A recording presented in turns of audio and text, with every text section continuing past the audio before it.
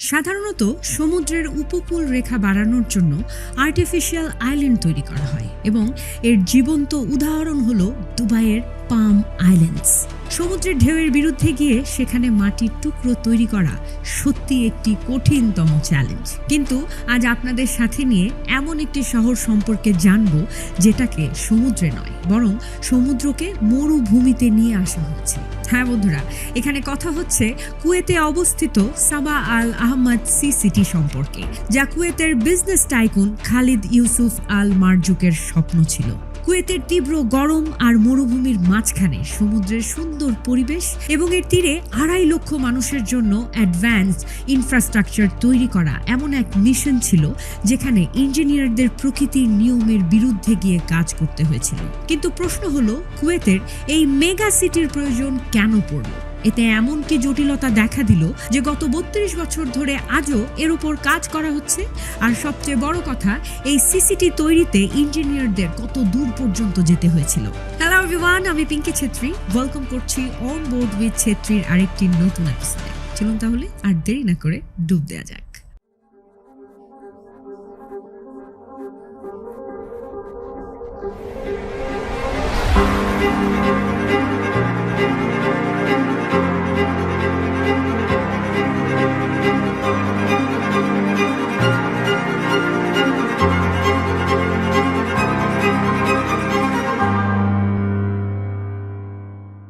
Kuwait অন্য দেশের তুলনায় আয়তনে বেশ ছোট, কিন্তু তা সত্ত্বেও এটি মিডল ইস্টের ধনী দেশগুলোর একটি। কুয়েত এতটাই ধনী দেশ যে পৃথিবীর সবচেয়ে বেশি মূল্যের কারেন্সি হলো কুয়েতি দিনার। যেখানে ভারতে $1 পরিবর্তে প্রায় 78 রুপি এবং পাকিস্তানে 200 রুপি পাওয়া যায়, সেখানে কুয়েতে মাত্র 1 কুয়েতি দিনারের পরিবর্তে $3.2 পাওয়া যায়। আর এর সবচেয়ে বড় কারণ হলো এখান থেকে উত্তোলিত অপরিশোধিত তেল। অফিসিয়াল রিপোর্ট অনুযায়ী প্রতি বছর কুয়েত প্রায় 100 কোটি ব্যারেলের চেয়েও বেশি তেল উৎপাদন করে।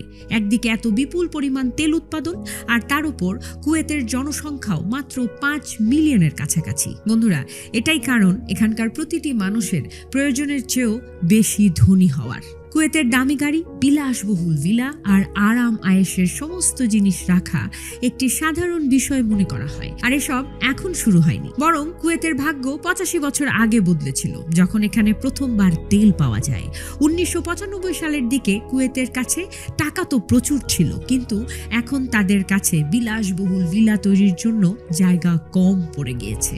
কুয়েতের প্রায় পুরো এলাকায় অনুর্বর মরুভূমিতে ভরা।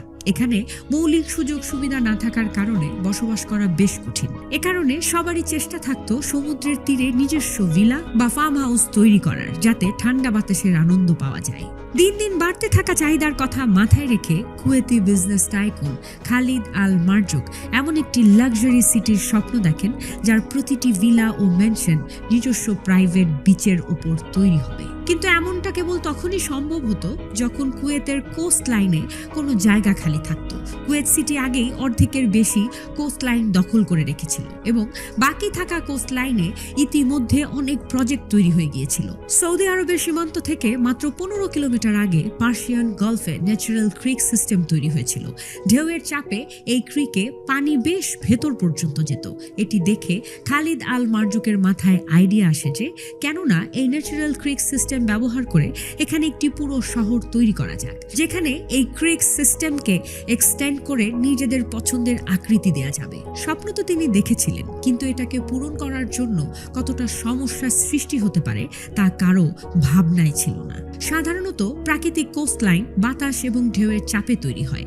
যদি কোস্টলাইন পরিবর্তন করার চেষ্টা করা হয়, তবে প্রকৃতির সাথে লড়াইয়ের কারণে এটি মাত্র কয়েকদিনেই আবার নিজের আগের অবস্থায় ফিরে আসে। এখন মরুভূমিতে যদি এমন একটি ক্রিক সিস্টেম তৈরি করতে হয় যার আকৃতিও হবে পছন্দের এবং যা প্রকৃতির শক্তির কারণে নষ্টও হবে না, তবে এর জন্য এমন পরিকল্পনার প্রয়োজন ছিল যা প্রকৃতির নিয়মের বিরুদ্ধে গিয়ে কাজ করবে। আর এখানে ঠিক তেমনই শক্তিশালী পরিকল্পনার প্রয়োজন ছিল। 1986 সালে খালিদ আল মারজুকের ছেলে ফাওয়াজ আল মারজুক একটি ব্রিটিশ ইঞ্জিনিয়ারিং ডিজাইন কোম্পানির সাথে চুক্তি করেন, যারা দিন রাত এক করে কম্পিউটার সিমুলেশনের সাহায্যে এই মেগা প্রজেক্টের ডিজাইন তৈরি করে। প্রাকৃতিকভাবে এখানে কেবল দুটি জোয়ার ভাটার টাইডাল ক্রিক ছিল, কিন্তু আরও দুটি ক্রিক তৈরি করার সিদ্ধান্ত নেওয়া হয়। কোন ক্রিক কোথা থেকে বের হবে, তার উপর বাতাস ও ঢেউয়ের কতটা চাপ থাকবে, এই সমস্ত ক্যালকুলেশন করে যে ক্রিকগুলোতে পানির চাপ বেশি ছিল সেগুলোকে বিভক্ত করে একটি ডিজাইন তৈরি করা হয়। কিন্তু বিষয়টি যখন কেবল প্ল্যানিংয়ের পর্যায়ে ছিল, ঠিক তখনই এক মস্ত বড় বিপদ এসে হাজির হলো। 1990 সালে ইরাক কুয়েত আক্রমণ করে বসে। ইরাকি সৈন্যরা মাত্র 2 দিনের মধ্যে পুরো কুয়েত দখল করে নেয়। সিসিটির নির্মাণ কাজ তো অনেক দূরের কথা, এই সময় মানুষের চলমান ব্যবসাও বন্ধ হয়ে যায় এবং স্থানীয়রা নিজেদের ঘরে বন্দী থাকতে বাধ্য হয়। আমেরিকান অ্যালায়েন্স কুয়েতকে সাহায্য করে এবং ইরাকের বিরুদ্ধে যুদ্ধ করে। 1 বছর ধরে এই পরিস্থিতি চলতে থাকে। একটা সময়ে ইরাকি সৈন্যরা দুর্বল হয়ে পড়ে। তারা কুয়েত থেকে চলে যাওয়ার সিদ্ধান্ত নেয়, কিন্তু যাওয়ার আগে তারা কুয়েতের প্রায় 700টি তেলের কুয়ায় আগুন লাগিয়ে দিয়ে যায়। শুধু তাই নয় বন্ধুরা, ইরাকি সৈন্যরা তেলের কুয়োগুলোর চারপাশে আন্ডারগ্রাউন্ড মাইন বসিয়ে দেয়, যেন কেউ আগুন নেভানোর সাহসও না পায়। এই আগুন এতটাই ভয়াবহ ছিল যে পরবর্তী 10 মাস ধরে এটি নন স্টপ চলতে থাকে। একটি অনুমান অনুযায়ী তেলের এই কুয়োগুলোতে আগুন লাগার কারণে কুয়েতের প্রতিদিন 60 লক্ষ ব্যারেল তেলের ক্ষতি হচ্ছিল। অর্থাৎ 10 মাসে প্রায় 180 কোটি ব্যারেল তেলের ক্ষতি হয়। বলা হয় পুরো বিশ্বে 15 দিনে যত তেল ব্যবহার করা হয় ঠিক ততটুকুই তেল কুয়েতে পুড়িয়ে দেয়া হয়েছিল।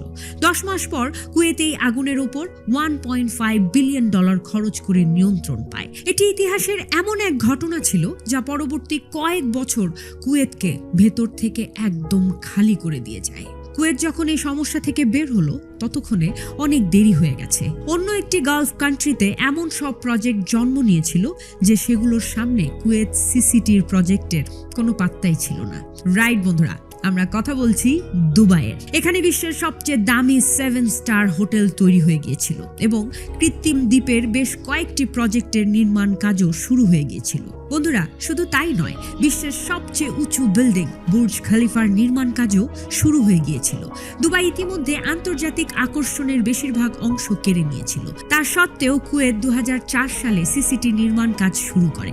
সিসিটির এই প্রজেক্টটিকে 5টি ফেজে ভাগ করা হয় এবং সিদ্ধান্ত নেওয়া হয় যে একে একে ফেজগুলো সম্পূর্ণ করা হবে। প্রথম কাজ ছিল ফেজ 1 এবং 2 এর জন্য খনন করা। এর জন্য 40টি বুলডোজার, 90টি আর্টিকুলেটেড ড্যাম্পার, 87টি এক্সক্যাভেটর, 48টি ডাম্প ট্র্যাক এবং 6টি ক্রেন আনা হয়। এটি কোনো সাধারণ খনন কাজ ছিল না বন্ধুরা, কারণ মরুভূমির এই অংশে পলিমাটি পাওয়া যায়। পলিমাটি হলো এক ধরনের অত্যন্ত নরম বালু, যার উপর কোনো বিল্ডিং দাঁড়িয়ে থাকতে পারে না কখনো। বিল্ডিং তো দূরের কথা, এর ওপর হাঁটাও খুব কঠিন। তাই এখানে খনন করে প্রথমে ওপরের স্তর থেকে বালু আলাদা করা হয় এবং নিচ থেকে পলিমাটি বের করে আনা হয়। এরপর সেই বালু দিয়েই মাটির স্তর বাড়ানো হয়, যাতে আগামী বছরগুলোতে গ্লোবাল ওয়ার্মিং এর কারণে সমুদ্রের পানির স্তর বাড়লেও উপকূলে তৈরি হওয়া ভিলাগুলোর উপর কোনো প্রভাব না পড়ে।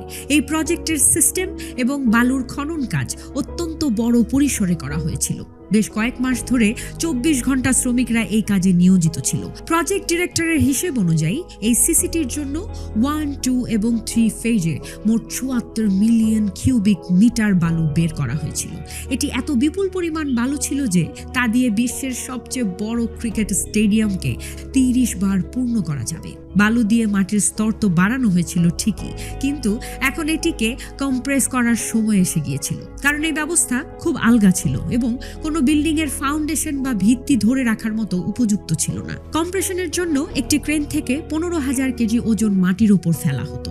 যে জায়গায় এই ওজন পড়ত সেখানে একটি বড় গর্ত তৈরি হয়ে যেত। দিনে 1200 বার যখন 15,000 কেজির এই ওজন মাটির উপর ফেলা হতো, তখন এক অদ্ভুত দৃশ্য দেখা যেত।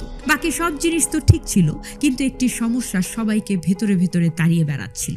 এই কৃত্রিম ক্রিকে যখন সমুদ্রের পানি প্রবেশ করানো হবে, তখন কি এই পানি স্বাভাবিকভাবে প্রবাহিত হবে? পানি যদি সময় মতো পরিবর্তিত বা রিফ্রেশ না হয়, তবে তাতে ফাঙ্গাস বা ছত্রাক তৈরি হবে এবং দুর্গন্ধযুক্ত পানি এই প্রজেক্টটিকে ব্যর্থ করে দিতে পারে। সমস্যা সমাধানের জন্য টাইডাল গেট অর্থাৎ জোয়ার ভাটার গেট বসানোর সিদ্ধান্ত নেওয়া হয়। টাইডাল গেট হলো এমন একটি মেকানিক্যাল গেট যা কেবল একদিক থেকে আসা পানির চাপে স্বয়ংক্রিয়ভাবে খুলে যায়। যখন সমুদ্র থেকে আসা ঢেউ বন্ধ বা কমে যায়, তখন এই গেট নিজে নিজেই আবার বন্ধ হয়ে যাবে। কম্পিউটার সিমুলেশনে পরীক্ষা করার পর দেখা গেল যে টাইডাল গেট লাগানোর পর ক্রিকের 100% পানি অটোমেটিকভাবে পরিবর্তিত হয়ে যাচ্ছে। টাইডাল গেটের সমস্যাটি তো কেবল একটি বড় সমস্যার সমাধান ছিল, কিন্তু এরপরেও আরো অনেক সমস্যার মোকাবেলা করা বাকি ছিল। এই প্রজেক্টে মোট 250 কিলোমিটার জুড়ে নতুন সৈকত তৈরি হতে যাচ্ছিল। অর্থাৎ কুয়েতের নিজস্ব যা কোস্টলাইন রয়েছে এটি তার চেয়েও দীর্ঘ কোস্টলাইন হতে চলেছিল। এত বেশি নতুন সৈকতের জন্য সেই সাদা বালুর প্রয়োজন ছিল, যা সাধারণত আমরা সমুদ্র সৈকতে দেখতে পাই। এখন এত বালু কোথা থেকে আনা হবে? তা ছিল এক মস্ত বড় প্রশ্ন। বিশেষজ্ঞরা এরও একটি সমাধান বের করে ফেলেন। সাধারণ মরুভূমির বালু, যা কুয়েতের কাছে কম ছিল না, তাতে সব আকারের কণা বা পার্টিকেল থাকে, কিন্তু সমুদ্র সৈকতে যে বালু থাকে তার কণার আকার সাধারণত বড় হয়। তাই সিদ্ধান্ত নেওয়া হয় যে সাধারণ মরুভূমির বালু থেকে বড় আকারের কণাগুলোকে ফিল্টার করা হবে। বালু পানি দিয়ে ধুয়ে নিয়ে সেখান থেকে বড় আকারের কণা আলাদা করা হতো। এটি শুধু একবার নয়, বরং এই প্রক্রিয়াটি 4 বার করা হতো। পানি দিয়ে ধোয়া এবং ফিল্টার করার এই প্রক্রিয়ার পর যে খাঁটি বালু বেঁচে যেত তা বিচের জন্য একদম পারফেক্ট ছিল। প্রতিদিন 4000 টন বালু আনা হতো এবং পানি দিয়ে ধুয়ে তা ফিল্টার করা হতো। আর এই পুরো প্রক্রিয়াটি বেশ কয়েক মাস ধরে দিন রাত চলত।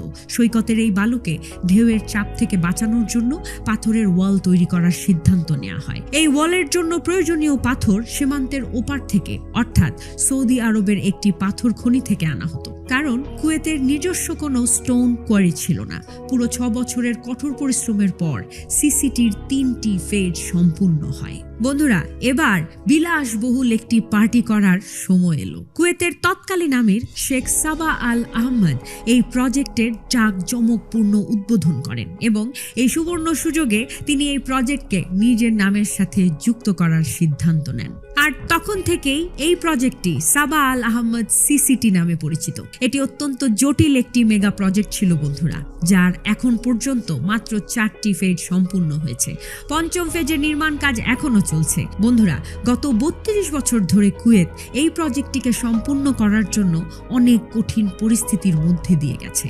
কেমন লাগলো আজকের এই এপিসোড? কমেন্ট বক্সে জানাতে পারেন। এরকম আরো ইন্টারেস্টিং এপিসোড পেতে ফলো এবং সাবস্ক্রাইব করতে একদমই ভুলবেন না। দেখা হবে আগামী এপিসোডে নতুন কোনো টপিকে। ততক্ষণ পর্যন্ত ভালো থাকুন, সুন্দর থাকুন, সুস্থ থাকুন প্রতিদিন।